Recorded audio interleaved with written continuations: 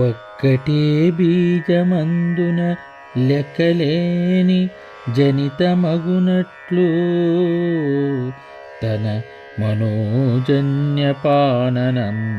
చేత అనేక నన్యంబునగును కల్పనాతీత యోగాత్మ కేవలాత్మా.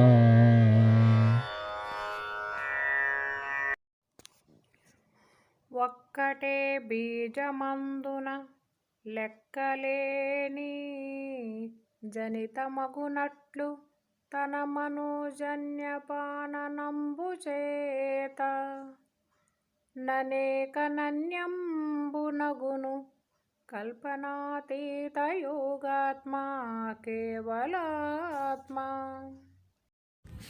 జయ గురుదేవ. శ్రీ గురు బాలరామ స్వాముల వారి విరచితం కేవలాత్మ శతకం 49వ పద్యం. ఇక్కడ ఒక విషయాన్ని స్పష్టంగా చెప్తున్నారు. భావన అతీతమై ఎప్పుడూ ఉన్నది కేవలాత్మ అని. అయితే దానిలో ఆ అనాది నిర్వికల్పమైనటువంటి దానిలో ఇది ఎలా అనేటువంటి విషయం చెప్తున్నారు. ఒక్కటే బీజమందున లెక్కలేని జనితమగునట్లు. బీజము ఒక్కటే, గుర్తు మూలము లేని గుర్తు ఒక్కటే. దానిలో బీజం అంటేనే ద్వంద్వం. ఎలా అంటే దానిలో 2 సగములు ఉంటాయి. ఆ సగము మధ్యలో ఈ అంకురం ఉంటుంది, ఈ బీజం ఉంటుంది, అది మొలకెత్తేది. ఇవి దానికి ఈ ద్వంద్వములను ఆసరా చేసుకుని ఉన్నది. జాగ్రత్తతో గమనించాలి మనం. తన మూలము తల్లిదండ్రులు అంటారు కదా. తల్లిదండ్రులు అనేది అవి 2 దెబ్బలు.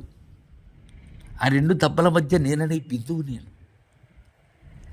దానిలో లెక్కలేని జనితమగునట్లు అనేకం ఏకం అనేకం భవతి.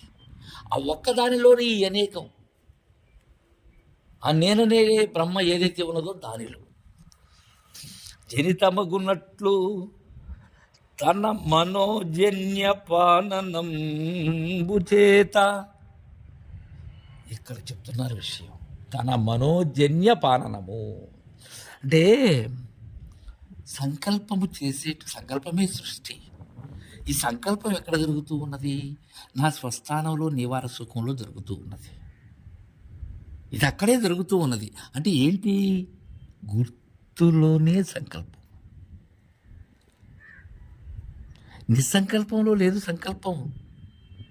అయితే నిస్సంకల్పంలో ఉన్నట్టుగా భ్రాంతి చెందిస్తూ ఉన్నది. కానీ ఈ మనోజన్య పాననంబు చేత, ఈ సంకల్పంలో ఏదైతే జనిస్తూ ఉన్నదో దానినే గుర్తెరుగుట చేత. నా వలనే కదా అయింది బ్రహ్మాండ జననం. అయితే ఆ బ్రహ్మాండ జననాన్ని మరలా నేనే పాలన చేస్తూ ఉన్నాను. ఎలా? అది వేరేగా, అది నేను ఒకటనేటువంటి గుర్తు నన్ను వీడటం లేదు. నేను ఇంకా ఆ ద్వంద్వపు గుర్తులోనే ఉన్నాను, ద్వంద్వ రూపంగా. చేత జన్యపాననంబు చేత ననేక నన్యంబునగును. అనేకమైనటువంటి అన్యమే, నేనే అనేక రూపాంతరములతో అన్యమైనటువంటి అండపిండ బ్రహ్మాండ రూపమై త్రిగుణాత్మికమైనటువంటి మాయా శబలిత బ్రహ్మమైన ఈ జగత్తు అనేకంగా పరిణమిస్తూ ఉన్నది శిష్య. మరి ఏమీ కాదు, దీనికి వేరే లేదు. దీని యొక్క ఉత్పత్తిని తెలియటం బ్రహ్మాదులకు కూడా సాధ్యం కాదయ్యా. ఇదే అన్యం అవుతూ ఉన్నది. ఏది? నేననేటువంటిది.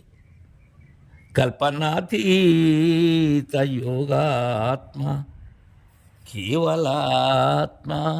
జయ గురుదేవా.